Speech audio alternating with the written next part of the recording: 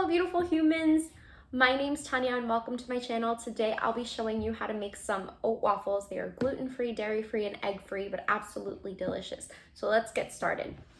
Here we have a cup and a fourth of oat flour. So I went ahead and made it myself. You can get store-bought oat flour, but I took some gluten-free rolled oats and blitzed them in the food processor for about 60 seconds. You can also do this in the blender and you get your oat flour.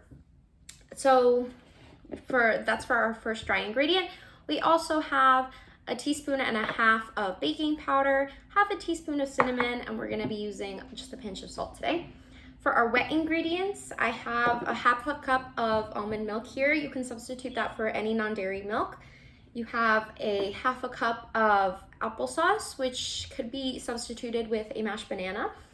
I have a teaspoon of apple cider vinegar, 2 tablespoons of melted coconut oil. Again, you can sub in a different oil if you prefer, and then 1 teaspoon of vanilla. So what you want to do first is actually combine your apple cider vinegar with your non-dairy milk and give that a whisk. So this is actually going to create our buttermilk. This is your vegan version of a buttermilk. You can also do this with some lemon if you'd like, and it'll make the milk curdle and give it that buttermilk flavor. I don't know if you noticed my little tiny measuring cup, but I'm obsessed with it. I just got it. I was very, very excited about this purchase. So we'll set that aside.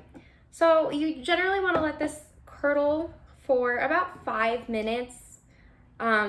It's looking pretty good right now and I want to get you guys going, so we'll be using that pretty soon. But in the meantime, while that's doing its thing, you're going to combine the rest of your dry ingredients. So you're going to add your baking powder, your cinnamon into your oat flour, and then you're going to go ahead and just do a little pinch of salt, about a 1/4 of a teaspoon. Just eyeball it and give that a stir just to combine it together. Feel free to omit the cinnamon if you're not a fan of cinnamony taste. You can also add some other spices if you want. I really like to do some nutmegs, or for the holidays, you can do a pumpkin spice mix. Go crazy. This is your recipe.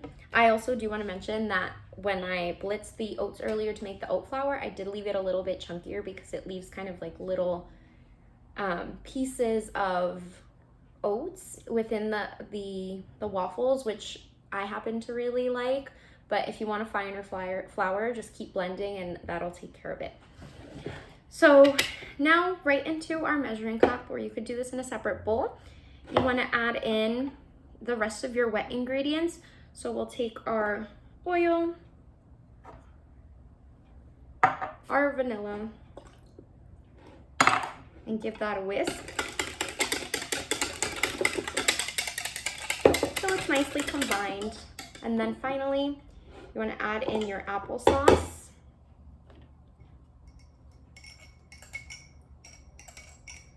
Get that all in there.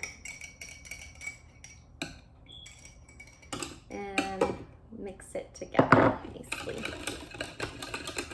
So if you have noticed, I didn't put any sugar or sugar substitution in here.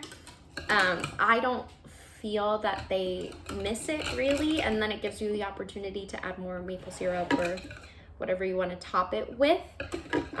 But if you do feel that you want a little extra sweetness, feel free to throw in a tablespoon or 2 of maple syrup right into the wet mixture, or you can do a 1.5 tablespoons to 3 tablespoons of sugar right into your dry mixture.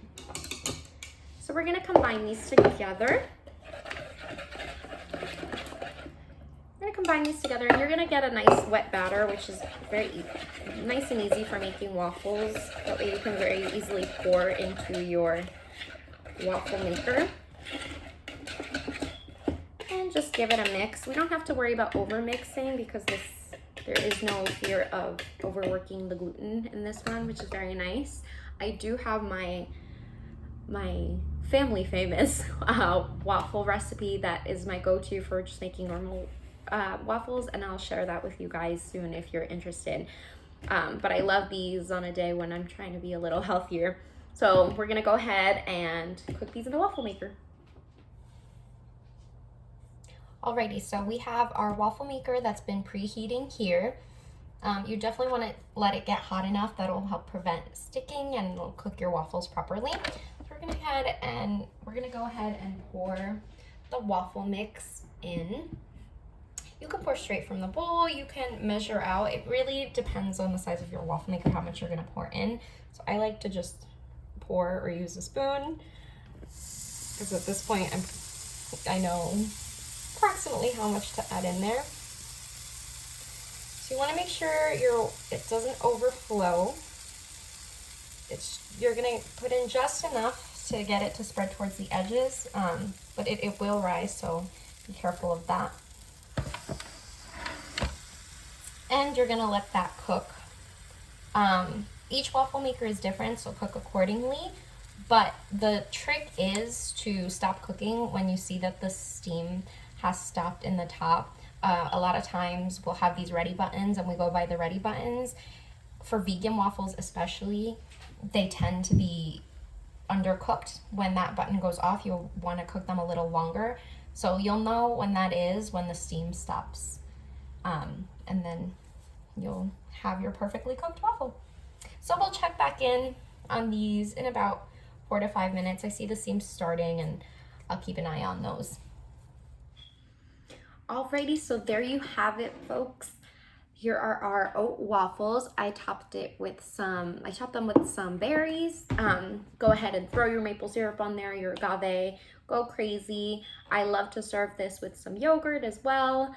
So you pair whatever you'd like with it, make a whole waffle bar. And I really hope you enjoy. I'm gonna go make a cup of coffee to go with my waffles, and I'll see you guys next time.